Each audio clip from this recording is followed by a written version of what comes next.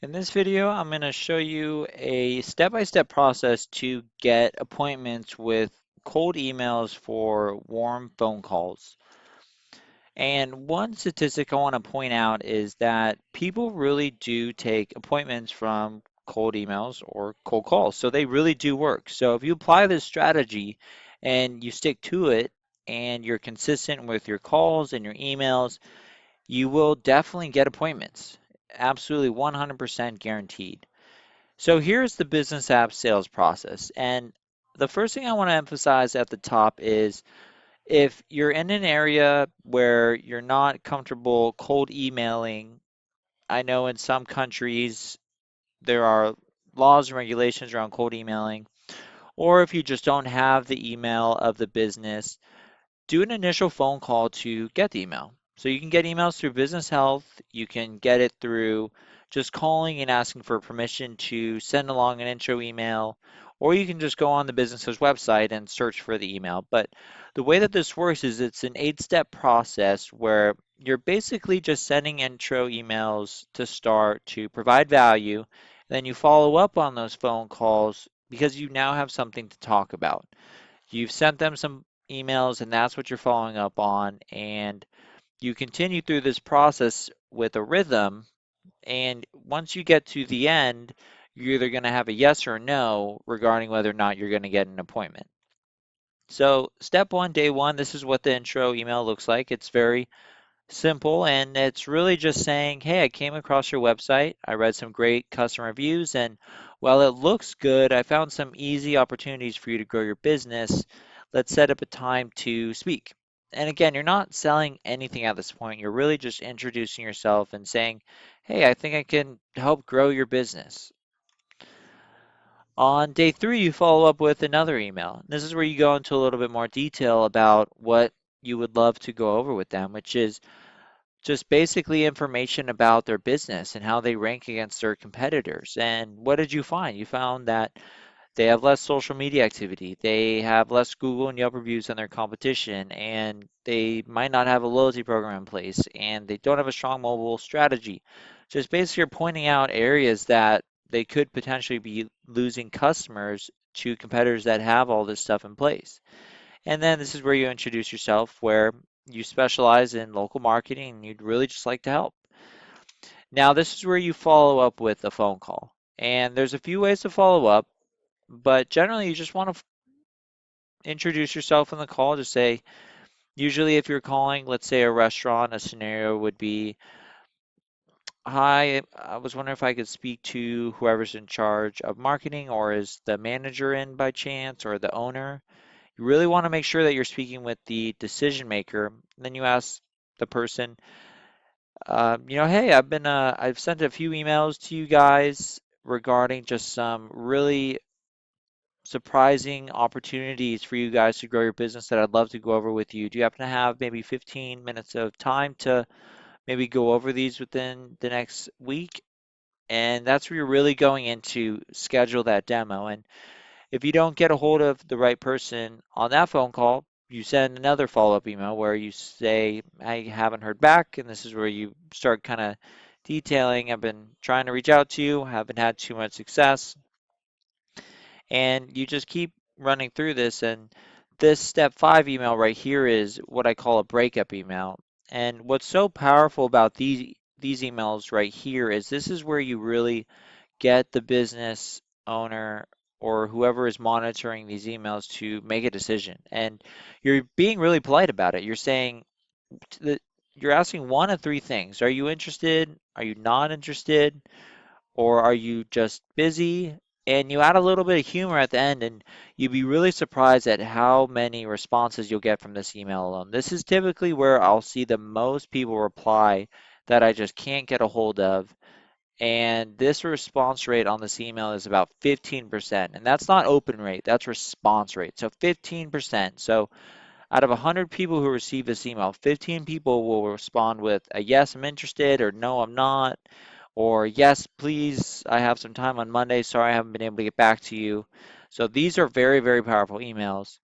And then again, you want to continue to follow up. If they didn't respond to that, continue with another follow-up call just saying, By now you should know who the correct person to speak to is. That should be your goal on the first phone call is figure out who the correct person to speak to is.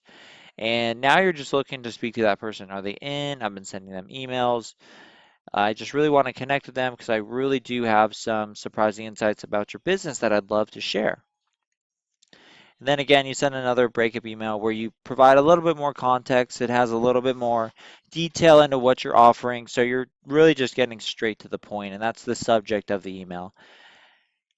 And then follow up one last time. Just say, hey, I really have some great insights about your business, and I'm persistent for a reason because I know I can help you grow your business. I just would like 15 minutes of your time, and I guarantee you that time will be worth it. So, can I please get something on the calendar? And if that doesn't work at that point, you probably want to move on. But I'll understand that these emails really do work. So, if you look right here, you'll see that this is an actual email that I just shared with you. And then I was able to schedule a demo just through that cold email, just from the response. And this is another example as well from an email that I just shown you where it took a few phone calls and emails to really get a hold of this business owner's attention. But then he pops out with, I own 3 car washes. What's the price for an app? And then that's where you set up the demo, and that's where you go in to the sales process of presenting and closing the deal with the business. But again, these really do work.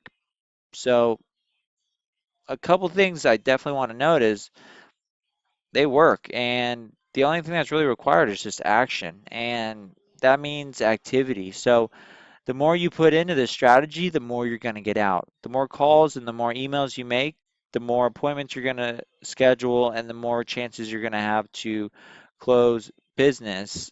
And again, you want to be consistent with how often you're sending out these emails, sticking to the strategy, otherwise it just falls apart. And here's another follow-up example is just, again, you really want to always be aware of your tone, such as if I was reaching out, this is an example, just seeing if they receive my email and I'm just looking to schedule the demo. Just, hello, my name is Andrew. I'm a local marketer. I sent 2 emails to you guys, and I was just wondering if there was anyone I could speak to who may have received those emails. And right now, I'm just trying to find the decision maker. I'm trying to figure out who I need to talk to. And from there, you'll usually get a response like, yeah, let me connect you with the manager, or I'm not sure who monitors those emails. And then if you get those responses, you can say, okay, do you know who the best person I should be reaching out to? Is there a better time for me to call to find that person? And then obviously, if you get a yes, I got the emails, you say, okay, okay, great.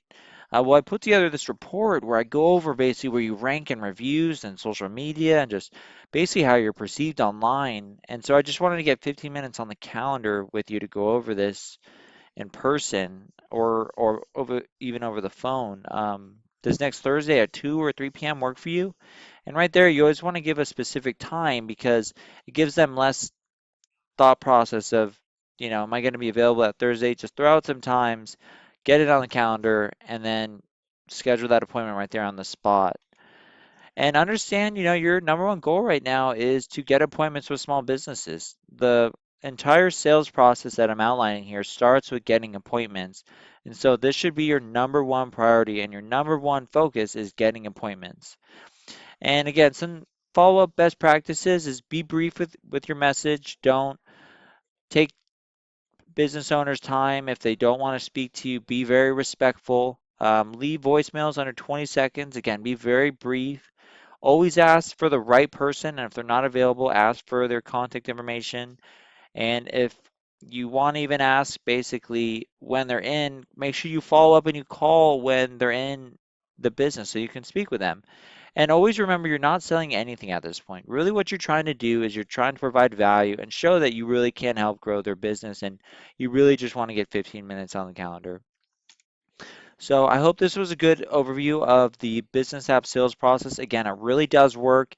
All it does is it takes some hard work and basically effort out of you to make this sales process work. And if you want to sell 100 apps or 10 apps, it's entirely up to you, but It's entirely based off activity. So apply these tactics and you'll definitely be setting demos faster than you've ever set them before.